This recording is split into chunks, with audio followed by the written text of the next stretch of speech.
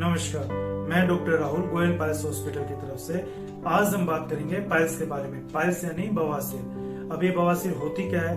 ये हमारी anal canal यानी हमारे गुदा के रास्ते होने वाली बीमारी है। इसमें हमारे गुदा के अंदर की जो ब्लड वेसल्स है यानी गुदा के अंदर की जो नस है वो सूज करके मस्सों का रूप ले लेती है, जिसे हम पाइल्स बोलते हैं। उदाहरण के लिए कि हम गुब्बारे में जैसे जैसे पानी भरते हैं वो नीचे से फूल जाता है, ठीक उसी प्रकार किसी कारण यदि हमें हार्ड स्टूल हो या कब्ज हो तो उसके कारण हमारी गुदा की नस पर दबाव पड़ता है और वहां का जो ब्लड सर्कुलेट नहीं कर पाता और फलस्वरूप ब्लड वहीं इकट्ठा होकर के मस्सों का रूप ले लेता है। लक्षण की बात करें तो कभी हार्ड स्टूल के कारण या जोर लगने के कारण यदि मस्से छिल जाए तो उससे ब्लड आना चालू हो जाता है और ब्लड बूंद बूंद के रूप में भी आ सकता है और ब्लड पिचकारी के रूप में भी आ सकता है। परंतु पाइल्स में जो ब्लड आएगा वो पेनलेस आएगा, मतलब पाइल्स में किसी प्रकार का दर्द नहीं होगा। इसकी 4 स्टेज होते हैं, स्टेज 1, 2, 3 और 4।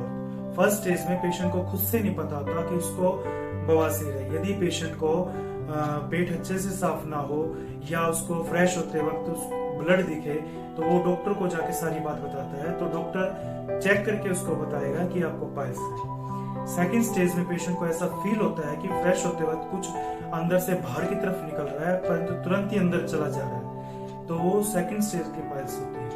थर्ड स्टेज में फ्रेश होते वक्त मुझसे बाहर की तरफ तो निकल जाते हैं पर वो अंदर तभी जाएंगे तब पेशेंट अपने हाथ से उसको अंदर करेगा। फोर्थ स्टेज में मस्से हमेशा के लिए बाहर की तरफ रहेंगे। ट्रीटमेंट में यदि पाइल्स फर्स्ट और सेकंड स्टेज में है तो हम इसे कंजर्वेटिव ट्रीटमेंट या होम रेमेडी या हाई फाइबर डाइट लेकर के इसके जो सिम्टम्स है उसको सबसाइड कर सकते हैं और इसको थर्ड स्टेज और फोर्थ स्टेज में बढ़ने से रोक सकते हैं। पर यदि मस्से थर्ड और फोर्थ स्टेज में चले जाएं तो इसको निकलवा लेना ही सबसे बेस्ट ऑप्शन है।